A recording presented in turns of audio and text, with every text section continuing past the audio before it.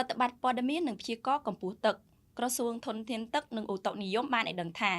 កម្ពស់ទឹកពិនិត្យឃើញនៅថ្ងៃទី22ខែមករាឆ្នាំ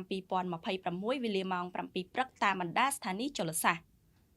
ទន្លេមេគង្គស្ទឹងត្រែងថ្ងៃនេះទឹកមានកម្ពស់3ម៉ែត្រ18សង់ទីម៉ែត្រខ្ពស់ជាងថ្ងៃម្សិលមិញ2សង់ទីម៉ែត្រកម្រិតកម្ពស់ប្រុងប្រយ័ត្ន10ម៉ែត្រ70សង់ទីម៉ែត្រ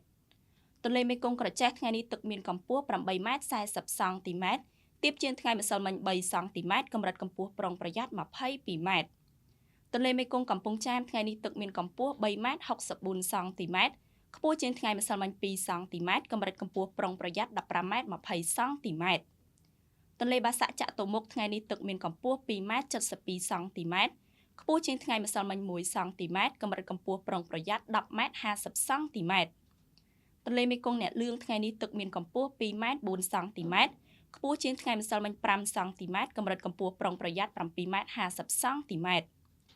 ទន្លេបាសាក់កោះខែលថ្ងៃនេះទឹកមានកម្ពស់2ម៉ែត្រ12សង់ទីម៉ែត្រទាបជាងថ្ងៃម្សិលមិញ2សង់ទីម៉ែត្រកម្រិតកម្ពស់ប្រុងប្រយ័ត្ន7ម៉ែត្រ90សង់ទីម៉ែត្រទន្លេសាបព្រែកក្តាមថ្ងៃនេះទឹកមានកម្ពស់2ម៉ែត្រ37សង់ទីម៉ែត្រទាបជាងថ្ងៃម្សិលមិញ2សង់ទីម៉ែត្រកម្រិតកម្ពស់ប្រុងប្រយ័ត្ន9ម៉ែត្រ50សង់ទីម៉ែត្របឹងទន្លេសាបកំពង់ហ្លួងថ្ងៃនេះទឹកមានកម្ពស់3ម៉ែត្រ40សង់ទីម៉ែត្រទាបជាងថ្ងៃម្សិលមិញ12សង់ទីម៉ែត្រស្ថានភាពទឹកទន្លេស្ថានីយជលសាស្ត្រទន្លេមេគង្គទន្លេសាបនិងទន្លេបាសាក់ទឹកបាននឹងកំពុងឡើងនិងស្រកបន្តិចបន្តួចសូមអរគុណ